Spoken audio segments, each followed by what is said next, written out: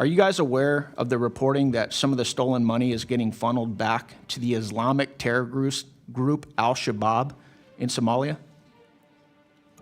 Mr. Robbins. Yes, sir. And we have evidence of it going back as far as 2012, where a man was convicted of sending $21,000 to Al-Shabaab. In 2011, 2 Minnesota women were convicted of sending money to different groups.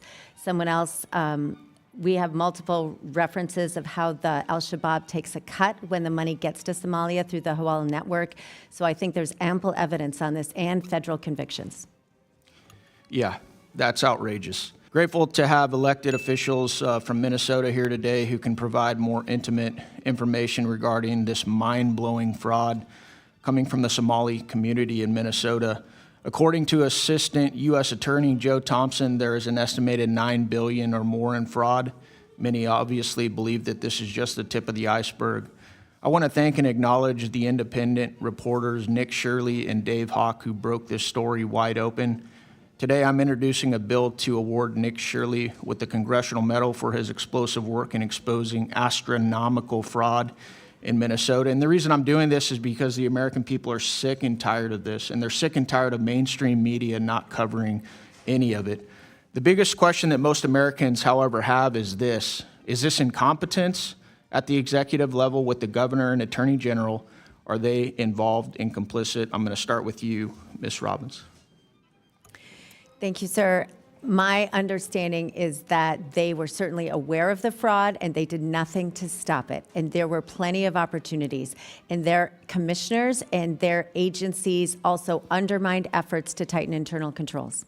And according to Ms. Rarick, I believe you said that they were actually going after whistleblowers to suppress the expose of this fraud. Is that correct? That is what the whistleblowers have said repeatedly. Thank you. One thing that is so alarming is the reporting that many of these fraudulent companies are then donating the stolen money back to the same Democrats that are protecting them and advocate for these very programs. Is that correct, Mr. Hudson? I would agree with that statement. Well, we just had one of my Democrat colleagues said these are just opinions. You know, are these guys donating money back to Democrats? Yes, they are. I'd like to enter into the record, Mr. Chairman, an article from Breitbart News saying, with the title being Database Searches Show Somali Fraudsters Funding Democrat Politicians. So these aren't opinions. Without objection. There's actually reporting on this. Are you guys aware? You guys are elected officials in Minnesota, right? Are you guys aware of the reporting that some of the stolen money is getting funneled back to the Islamic terror group Al-Shabaab in Somalia? Mr. Robbins. Yes, sir. And we have evidence of it going back as far as 2012, where a man was convicted of sending $21,000 to Al-Shabaab. In 2011, 2 Minnesota women were convicted of sending money to different groups. Someone else, we have multiple references of how the Al-Shabaab takes a cut when the money gets to Somalia through the Hawala network. So I think there's ample evidence on this and federal convictions. Yeah. That's outrageous.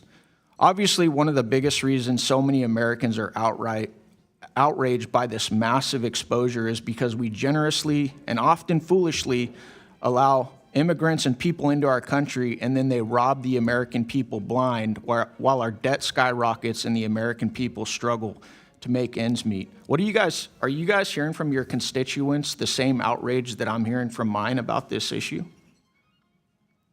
Minnesotans are fed up.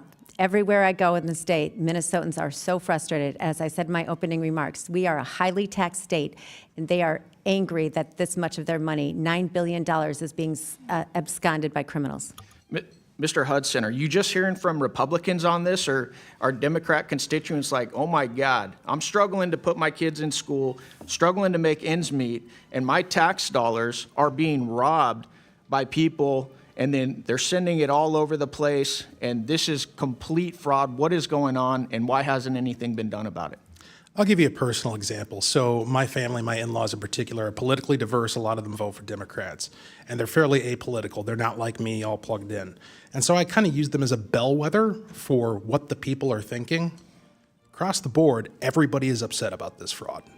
And I'm guessing when you guys bring this up, whether it's to the Waltz administration, whether it's to the AG, the number one thing that comes back at you is you're a racist, you're a white supremacist, or you're an Islamophobe. As we've seen Governor Waltz now trying to answer for these questions, he's doing it at the national level. Do you guys hear the same thing at the state level as well?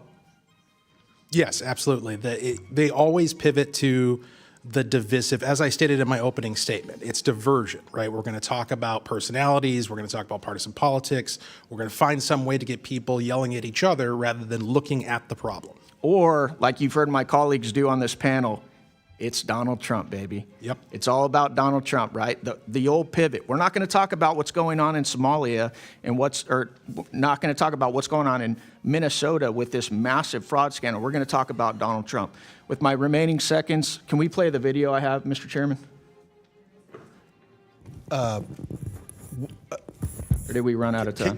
We did run out of time, but can we put that in the record with that? Can we? Thank you. Yeah. Thank you, Mr. Chairman.